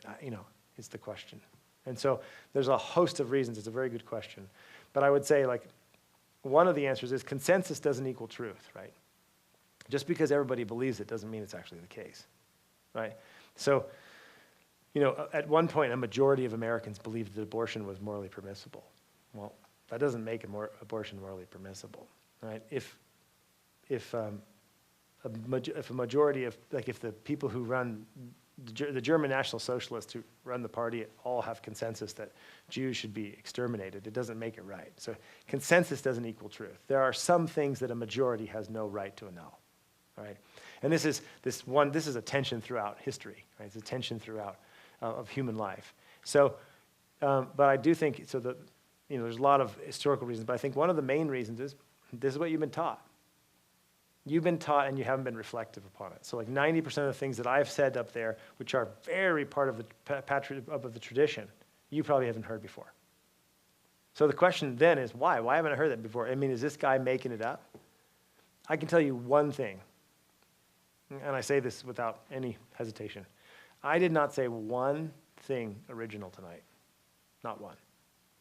Nothing I said is original. Being original usually means you're boring, okay? All right, have you seen any original art lately? Yeah, all right, it's bad, okay? All right, here's the other thing too, just a quick thing, science and business, okay? This is classic for science and business. You ever go to the art kind of show, and you have the the artsy people this is really elegant. It's really it really has meaning, and you're thinking to yourself, that thing is so ugly. I have no idea what it is or what it means. It's just ugly. Guess what? It's ugly. You're right. You know it, right? And you know it's ugly. But there's this whole kind of trust me, trust yourself on that. You're like, that is an ugly painting. Mm-hmm. It's ugly. Well, you don't understand art. No, you do. It's just ugly, right? But there's this whole kind of sense of that in the cultural life we've been given that all these things are normal. Part of what I'm saying to you today is, guess what? Maybe they're not normal. Maybe most people throughout history would look at us and think, you guys are out of your minds. And this is why I think we're in a civilizational problem. But as I said, it's a human problem for you as an individual. It's also a civilizational problem. How are we going to protect the poor and the weak and the minority, right? You know, we think, oh, America's a wonderful place to live. It is. I thank God I'm American, okay? Unless you're an unborn child. And it's even worse if you're an unborn African-American child. It's not so safe anymore. And that's because of relativism. Because the unborn African-American child has no voice. In fact, it's not here. Maybe it's here in Atlanta. There's somebody put up I met the lady. She put up a billboard. It's endangered species. You know what the data is? I forget the exact number. I think African Americans are 12% of the population. I think they're 70% of the abortions. 70, I think. I can find out and put it on the Facebook, the exact data. But it's brutal. So it's a safe place to be unless you're a minority. Right? So these are the civilizational crises that are facing us. All right. Yes, sir. If you want intellectual history, come see me afterwards. I'll give you some books to read. Hi, I'm Adam Woodward from Emory Law School. Hello, Adam. I have a question that's a little more tactical. I've had some of these conversations thanks. I had some of these conversations about relativism with friends where I point out the self-refuting nature of relativism. I say, okay, you notice that this argument kind of eats itself alive because you're claiming that truth doesn't exist, and that's true, and reason doesn't exist, or you can't know these things, but you know that you can't know them.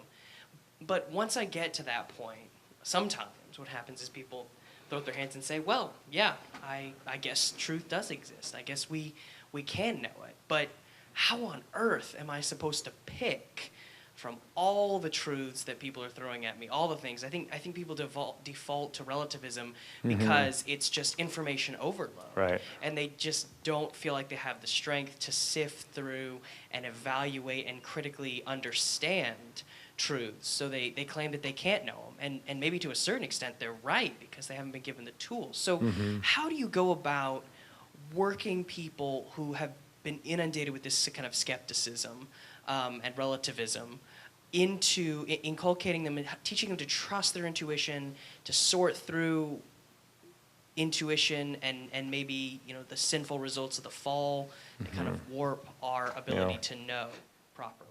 Right. Well, I mean, I think some of the answers are already in what you said, right? I mean, that's a good question. And it's really complex because I think this is where, to be honest, it takes friendship. I think if I had to give one answer, in one sense, we think, well, there's all these truths being thrown at us. Well, in one sense, that's absolutely the case, right? I mean, but really, when you I think you started to touch on the question of, like, what's your intuition on this? What do you sense? Work through these things intellectually.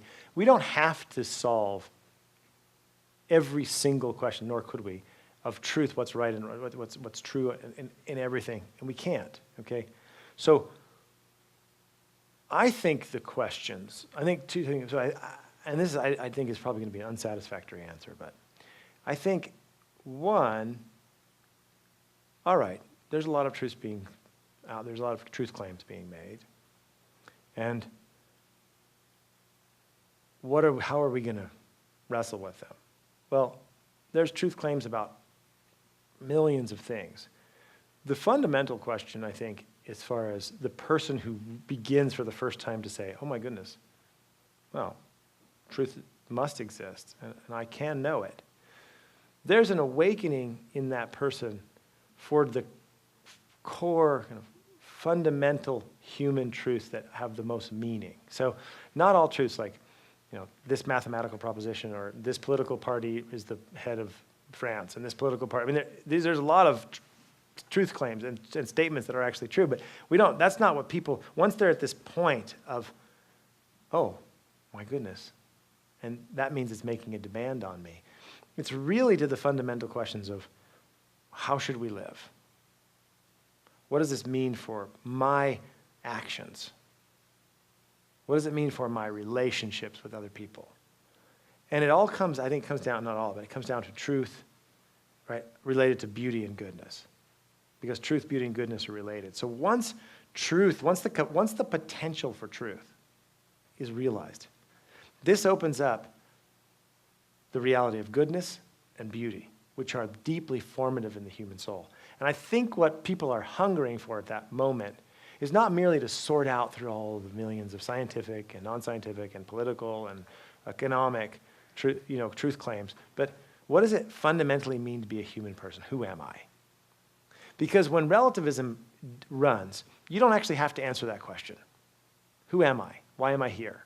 Where am I going? What does it mean to be a person? What is a person? Is a person just an animal? What's the difference between a person and an animal? Am I just have a body? Am I like driving around in my body like a person drives in a car? Or am I embodied? The answer is the second. You're not driving around in your body like a person drives in a car. You're embodied. You don't have a body, you are a body. What does it mean to be embodied? What does it mean to be a person? What does it mean to be a substance that persists through time? What does it mean to be a free agent, have a moral agent? What does it mean to be called to transcendence? If truth exists and if there's goodness, what is goodness? If goodness is beyond the empirical, what does this mean? I think the fundamental questions are in some ways, oh my goodness, there's millions of truth claims and I have to sort through them. Well, yes, and I'm not trying to deny that or make light of it. But really, that's not what most people are worried about. They're not trying to sort through a million truth claims. They're trying to sort through the fundamental truth. Who am I? Where am I going? What am I doing here? What does it mean to be a human being? What is love? What am I called to? These are the fundamental questions. And that's where, both in the answer to the first question, it's easier not to have to answer those questions. But it also is much richer to answer those questions. And it's the second. So that's why I think friendship is very important, right? Because Aristotle says there's three kinds of friendship, right? There's the friendship of pleasure, the friendship of utility. You have a car, I don't have a car. Be buddies, okay? Okay, and then there's the friendship of virtue, of seeking the good of the other. And he thinks that real, authentic friendship can only take place between two people who are seeking after a life of excellence. And C.S. Lewis, if you haven't read this, has a wonderful book on friendship. In 4 Loves, he has a book called The 4 Loves.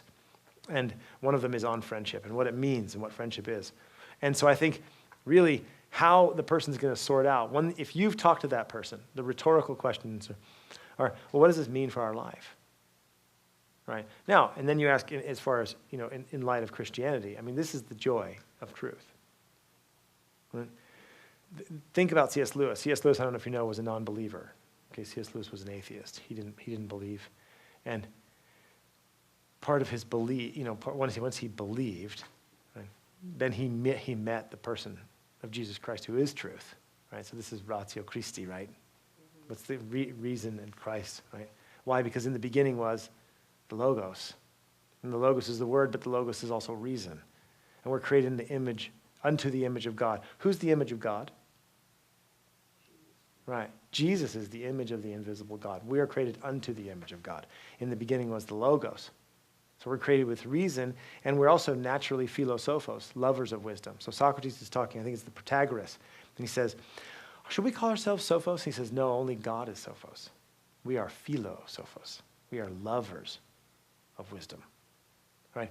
Ultimately, so you want me the real answer in the Q&A, I did ethics because I think that the modern dominant position of relativism is incoherent on its own terms. I don't need to bring Jesus Christ into it.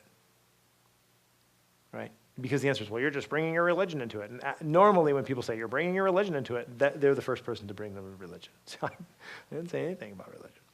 Okay? But if you really wanted to get to the question in sorting through truth, once truth exists, I've seen this too with students, right? Once truth exists and you can know it, all of a sudden there's a demand on your life. And you want to know what it is. And guess what? The truth is a person. Right? And ultimately this is about deep friendship with Jesus Christ and your eternal destiny. And every single person is seeking after that because we are made in the image of God with a destiny that drives us to finding him. We are called and made to be in communion with Christ, with God in everlasting happiness. Right? That's what we're made for. So the one good thing is, now we're out the question of just pure philosophical discussion, but into reality. The one joyful good thing is that human beings are made by God to be in relationship with him. That's what we're seeking after. G.K. Chesterton, he said two things. One's your question. They said, there was an essay, "What's wrong with the world?" Somebody give the answer, "What's wrong with the world?" And so he won the contest. He wrote, "Dear Sir, I am. Sincerely, G.K. Chesterton." Right?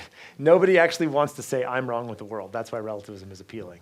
Okay? The other thing he said is a little bit more earthy. He said, the young man knocking at the door of the brothel, is looking for God. The young man knocking at the door of the brothel is looking for God, and it's absolutely true.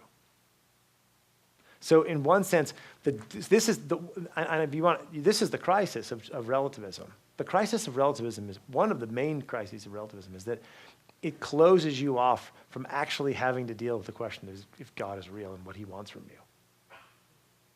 Right? Not because God's out to get you, but because God has a plan for your life. Right? And God is your Father who has deep, loving relationship with you.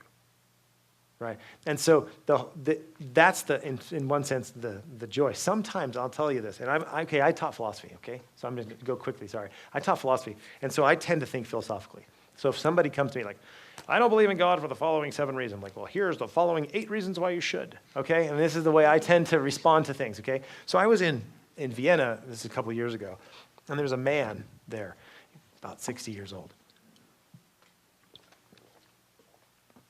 And I won't tell you the whole story because it's long, but I was getting my hair cut. He starts asking me questions. I don't have very much hair, so don't laugh, okay? Even bald people need to get their hair cut. Don't judge me, okay? Bald is not any worse than hair. Okay, so that's total relativism. All right, so I was there, and he starts asking me questions, and anyway, told me the story. I mean, he basically went to confession to me and everything else. I'm like, okay, thanks a lot. All right, but his experience, and this is experience, okay? All right, he said that he lost his bag, his briefcase.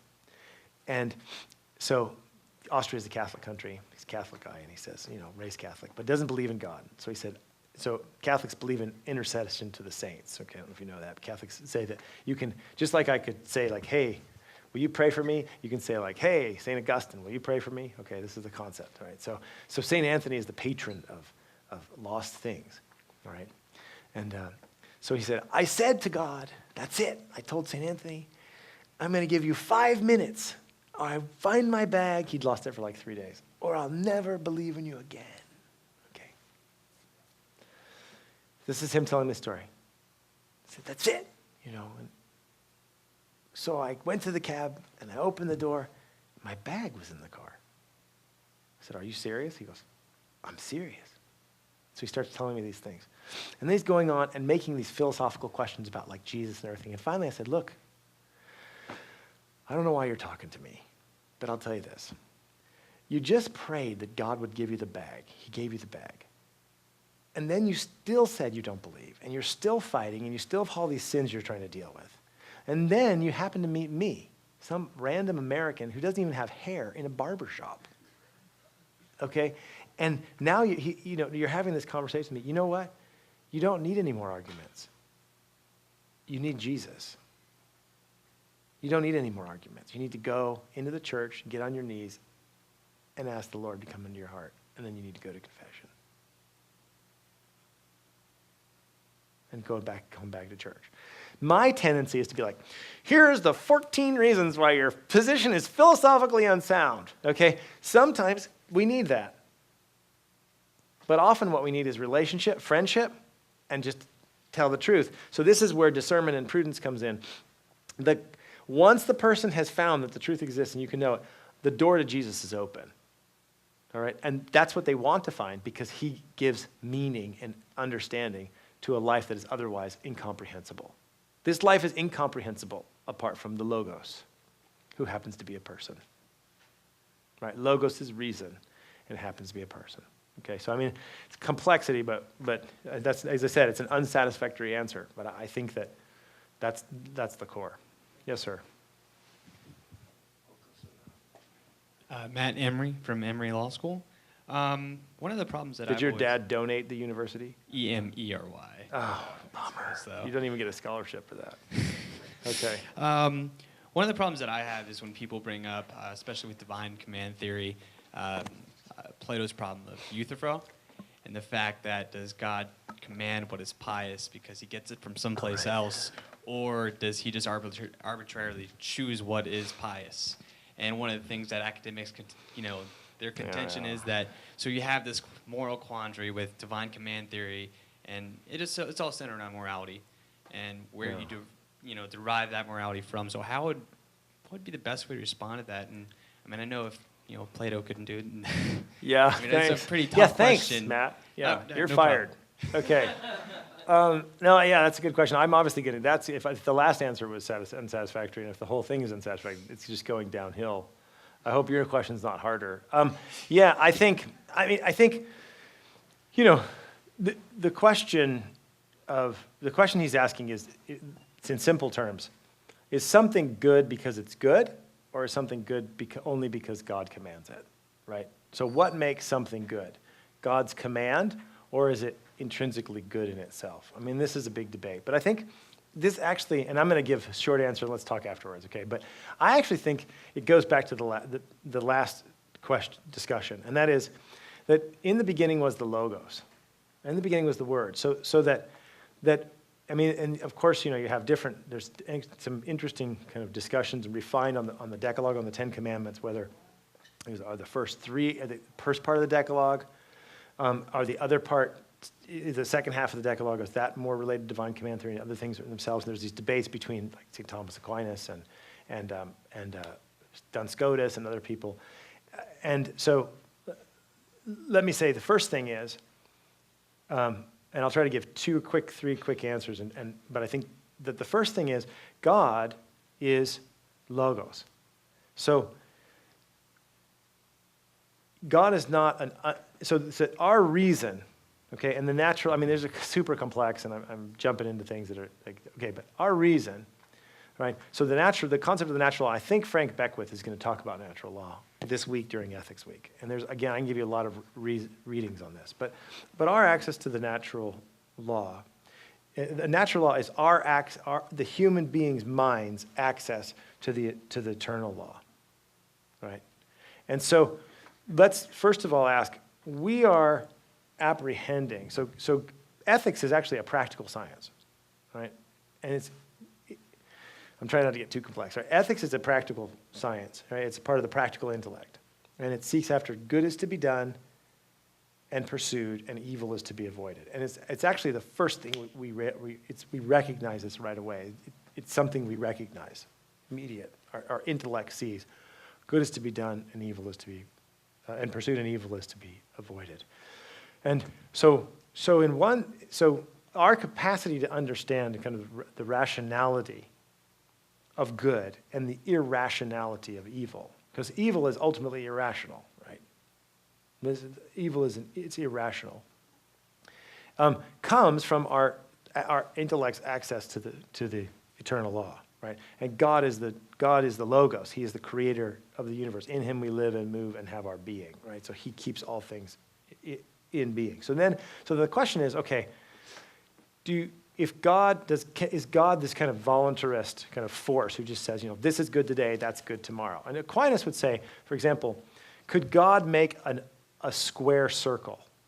Right? It goes back to this question. Can God just do whatever he wants? I mean, these are like really hard philosophical questions. I should have just told you to go sit down, but I'm stuck. I'm getting in this like quagmire here. But could God make a square circle? Right? And Aquinas says that's nonsense, okay? It's nonsense because a square circle is a refutation in terms. God in a sense, cannot do that which is nonsense, right? So can God deny himself? It's nonsense. Can God make a rock so big he couldn't lift it? Okay? There's two answers to that. One is that's nonsense. All right? Two, yes. It's called the human heart. He made a rock so big he couldn't lift it because he won't force us to actually obey him. He won't force us to do things. So in one sense, yes. But so now, can God limit his power? Yes, the human heart. Human freedom, God limits he allows things to happen. Can he limit himself? I mean, there's all these questions. But the question comes down, can God say, make evil good and good evil? And the answer is no. So God is not this kind of voluntarist, and this is super complex. I know there's lots of debates, but God is not just this kind of voluntarist being who says, today this is good, tomorrow it's bad, and you just have to kind of follow the whims of this kind of capricious God. That's no, because God, it goes back to the question of logos. Now, can God kill somebody? Can God command murder? Well, God's the author of life and death, so God doesn't murder, so he can command certain things to take place that I couldn't do because I'm not the author of life and death. So he has authority to do certain things because he's the creator of the universe that I don't have. All right.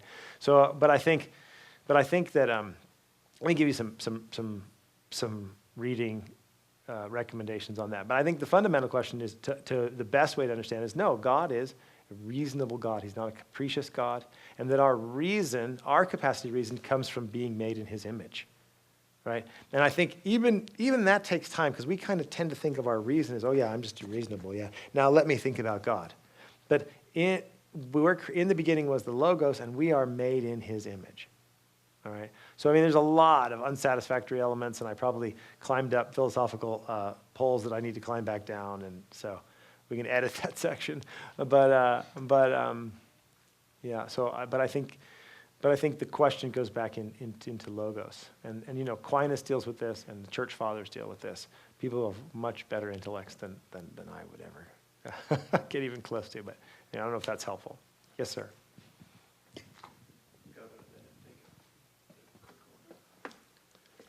Hi there, I'm Kevin. I'm a CS student here at Georgia Tech. And my question is, how does ethics point to God? In other words, how could I use the things that you've told us today to point someone towards Christ? Okay. Well, I would argue that's much easier than the last question. I was imprudent. I should have just told him to sit down. Anyway. And, you know, the things are you study these questions like 14 years ago, and you think, I think that's what, I mean, because I don't deal with those questions every day. Those are like, they're specialists in those questions. I studied some of those, you know, almost 15 years ago. So that question is a very good one, and I think a very important one. In fact, it comes back to the question of philosophos and logos that we were talking about. All things are coming back into this area. So we're talking about ethics, right? Ethics is a study of how to lead a good life in order to be happy. And ethics is a branch of philosophy. Right? Ethics is a branch of philosophy. And philosophy is philosophos, love of wisdom. Right? And every human being made in the image of God with reason is a philosopher, naturally is a philosopher in some sense. We are seeking after wisdom. We're pursuing truth. Well, this is, I think, one of the magnificent mysteries almost, if it were, as it were, mysteries of life, and that is one, so philosophos, the love of wisdom. Remember I told you Socrates is talking to, I think, Protagoras or something. He says, should we call ourselves sophos? And the answer is no. Only God is sophos, right? Only God. We should call ourselves philosophos. So fundamentally, and this goes back to Adam's question as well, fundamentally, the goal, the philosophical motivation or impetus in our life, the desire to seek after wisdom, to know wisdom, is a teleological direction towards the truth, and the truth is a person. And so, philosophy, okay, is actually a door for theology. And this is why relativism is so dangerous, because relativism closes off authentic philosophical pursuit. It closes off the love of wisdom because it says there's no such thing as truth, and you're just having these feelings. So philosophy is destroyed, and what gets replaced is indoctrination and ideology. But true philosophy is an opening of the soul to seek after truth and be shaped by it, formed by it, and to conform ourselves to it, right? So philosophos becomes the groundwork for theology, for meeting God. Because philosophos is sophos. It's God. God is wisdom. Truth, the fullness of truth is the person of Jesus Christ. And so when we seek after truth, and we commit ourselves into this, the ethical life, first of all, the study of philosophy opens us up to the ultimate truth. It also opens us up to truth, beauty and goodness. Right? So the truth, beauty, and goodness are deeply related. And again, this is why relativism is a disaster, because it rejects all of these things. Okay? And the study of ethics is how to lead a good life in order to be happy. I'm ultimately happy in deep, loving relationships. Right? And the most fulfilling, flourishing, deep, loving relationship is with my Creator, who in Him I live and move and have my being. So the pursuit of philosophy is really a stepping stone into relationship with wisdom himself, right? The Holy God. So, and I think a couple of things happen. One is, the church fathers actually said that Greek philosophy, like the Athens, this period of Plato and Aristotle, was actually the preparation for a theophany. That's what the church fathers said. They said it was like a preparation for a revelation of Christ, right? It was this opening up of the intellect to be prepared to receive the divine logos, and the Word became flesh, right? And I also think there's one other thing I was going to say in response to that. I was going to say that the pursuit, a real authentic pursuit of philosophy is a hard one. Right? We don't really want to be philosophers. We really want to just hang out, right? Because philosophy makes demands on us. But real joy, real happiness, real good-spiritedness. As I said, good spirit, the eudaimonia of the Greeks comes from a life of virtue. Joy and happiness is ultimately the fruit of a love relationship. You can't grasp for joy, right? You say, I'm going to be joyful today. You can't actually be joyful. You can't get joy. You can't get happiness. It really is the gift and loving, it's the fruit of a love relationship. So when I'm in love, when I'm in a relationship with my wife, and I'm not selfish, but I'm giving of myself, and she's giving of herself, etc. The joy is this super abundant gift that comes from that, okay? Some of you are Christians, you go and you pray. You know this experience, and you're in this deep prayer. And you have these consolations from God, from the Holy Spirit, right? And you're just feeling great, like, oh my goodness, I'm so thankful, and God is so good to me, or whatever experience you have, right? And the next day, you go back, you're like, that was awesome, I'm gonna go get me Jesus, okay? Just give me some Jesus, okay? Come on, Jesus, just give it to me, all right? And nothing happens.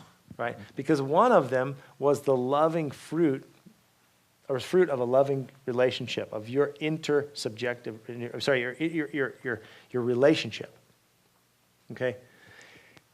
You can't grasp for joy and get it. It's the result of self-giving and love. And so the philosophical pursuit ultimately leads to friendship with others and friendship with Christ. And so this is why I think it completely opens up the door. Because, primarily, back to that question is, when the door to truth is closed, the door to philosophy is closed. When the door to truth is open, the door to love of wisdom is open. And love of wisdom, at its end, is love of God. Let's give one last round of applause for Dr. Miller. Thank you.